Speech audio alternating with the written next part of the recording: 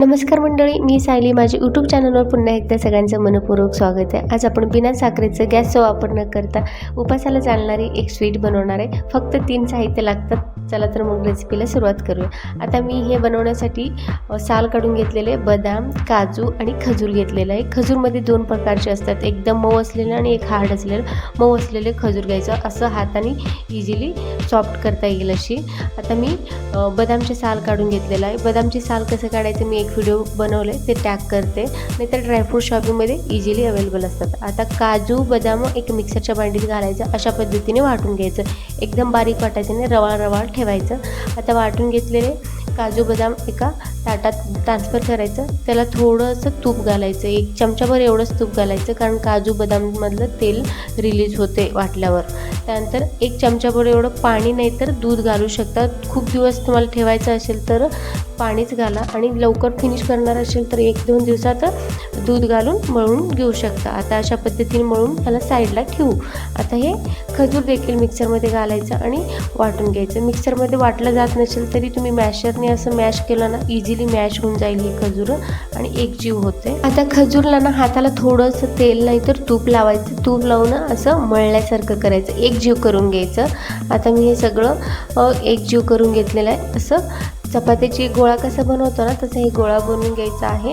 आणि दोघांची कन्सिस्टन्सी ना सेम ठेवायची, एक पातळ एक आणि घट्ट असं ठेवायचं नाही. खजूरची कन्सिस्टन्सी कशी असते ना, तसंच ते आपल्या काजू बदामची कन्सिस्टन्सी ठेवायची आहे. आता ह्याला जसं आपण चपाती लाटतोय ना, तसं ह्याला आपण लाटून घ्यायचं आणि थोडंसं चिटकत असेल ना, थोडंसं तूप लावायचं. छान पोळी बनते.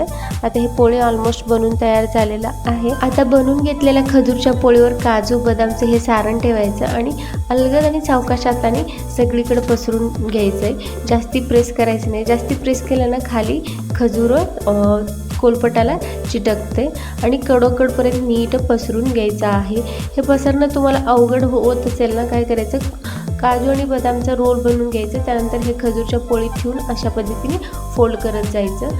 आणि हे आता मी फोल्ड करून घेते, रोल करून घेते अशा पद्धतीने, आणि एकदम सावकाश करायचं. आणि खजूर हाताला चिटकत असेल ना, तूप लावून घ्या, इझिली होऊन जाईल. आता रोल ऑलमोस्ट कंप्लीट झाले. आधी एक पीस असं कट करून ठेवायचं, कारण ते नीट रोल झालेलं नसते. आतलं काजू बदामचं सारण पण त्याला छान लागलेलं नसते. आता दुसरी पीस कट करूया. आणि कट करताना चाकूला ना तूप लावायचं, नीट कट केलं जातं आणि छान असं आपली स्वीट बनून तयार होते. तुम्ही बघू शकता किती छान आणि किती सुरेख दिसते, आणि खाऊ पण वाटते बघितले की. तुम्ही ही उपास असताना एकदा ही स्वीट रेसिपी नक्की ट्राय करा, आणि खूपच हेल्दी आहे आणि एनर्जी भेटते दिवसभर. आता आपली स्वीट बनून तयार झालेला आहे. ह्याला खजूर काजू बदाम रोल म्हणलं जातं. तुमच्याकडं कोणत्या नावाने ओळखलं जातं मला प्लीज सांगा. आणि रेसिपी आवडत असेल तर प्लीज लाईक आणि कमेंट, शेअर आणि सबस्क्राईब करत जावा. चला तर मंडळी, बिना साखरेचं गॅसचा वापर न करता उपासाला चालणारी एक हेल्दी, टेस्टी, पौष्टिक अशी स्वीट बनून तयार झालेला आहे. स्वीटची रेसिपी आवडला असेल तर एक लाईक करा, चॅनलला सबस्क्राईब करा. रेसिपीचे व्हिडिओ तुमच्या फ्रेंड्स आणि फॅमिलीमध्ये सगळ्यांना शेअर करा. आणि व्हिडिओ शेवटपर्यंत बघितल्याबद्दल सगळ्यांचा मनपूर्वक धन्यवाद आहे. मिळूया अशाच एक नवीन रेसिपीसोबत. तोपर्यंत बाय बाय.